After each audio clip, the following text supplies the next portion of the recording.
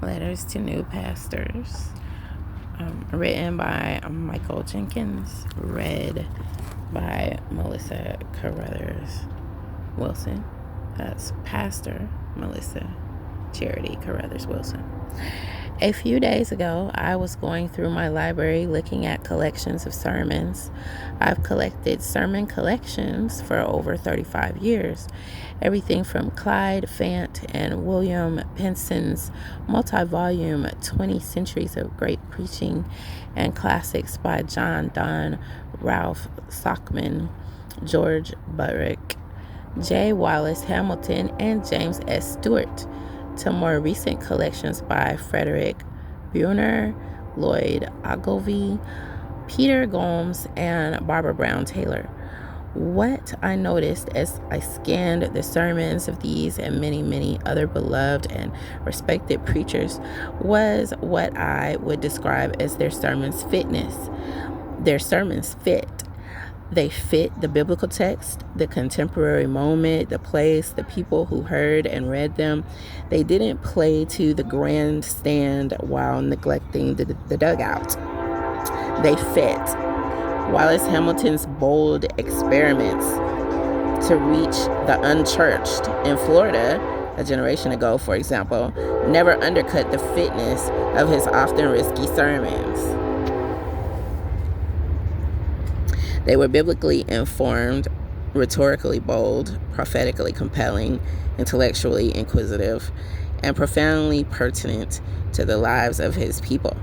Not many church growth gurus these days would counsel a Hamilton to preach the kinds of sermons he did in the midst of a South locked into the devil's bargain of Jim Crow laws. Not if he expected to fill the church parking lot on Sunday mornings, but when you read one of his most prophetic sermons, you sense why people came. He spoke from the depths of a seasoned biblical wisdom with profound respect for the human condition.